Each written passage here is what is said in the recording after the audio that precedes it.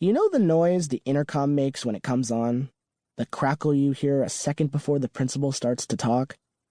You can hear that noise 100 times, and you know just from the crackle, you don't have to pay attention.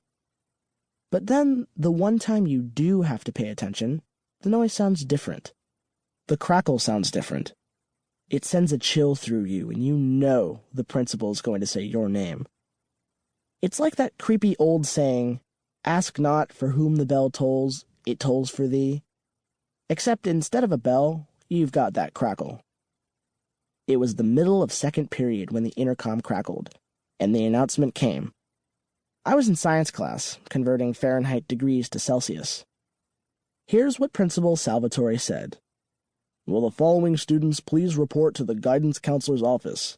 Lonnie Fine, Eric Haft, Beverly Siegel, Julian Twerski, Howard Würzburg, Shlomo Zisner."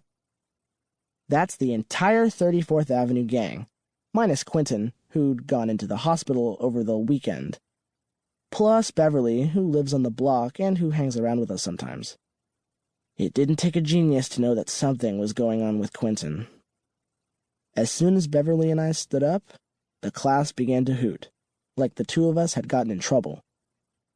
My heart thumped up into my throat, and my face went hot and then cold.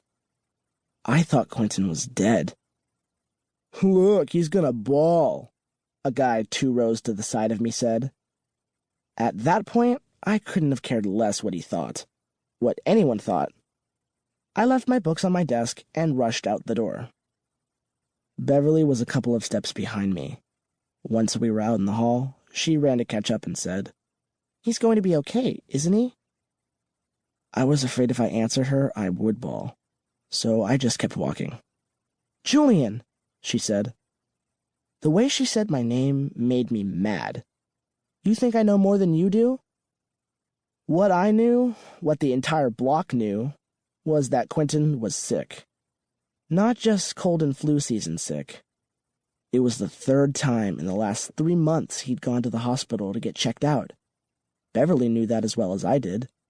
She'd been there the first time when he got dizzy tossing around a football. She'd been there the second time when he threw up after a half hour of wolf tag. And then the 3rd time over the past weekend when he sat down on the sidewalk for no reason and his eyes rolled back in his head. She grabbed my shoulder, and for a split second, we stopped and looked at one another. Then the two of us started running toward the stairwell. Her long brown hair was flying out behind her as we hit the stairs. It looked like a comet tail as I trailed a step behind her. The entire time I could hear my heartbeat. Not just feel it, I could hear it. It had gone from my chest to my throat, and now it was in my ears. The guidance counselor's office was at the far end of the 1st floor, next to Principal Salvatore's office. It took us about a minute to run down the 2 flights of stairs and across the entire 1st floor, but that was a long minute. The guidance counselor, Miss Medina, was standing in the hall outside her office, leaning against the door. The hall was deserted, so we saw her as soon as we turned the corner. But she would have been easy to spot even in a crowd. She's almost 6 feet tall and has curly blonde hair that's piled up on her head to make her look even taller. I was trying to read the look on her face. What I focused on was her mouth. It was clenched in a tight smile, the kind of smile you get when you're forcing yourself to smile. "Go inside and sit down with your friends," she said. "We're just waiting for 2 more."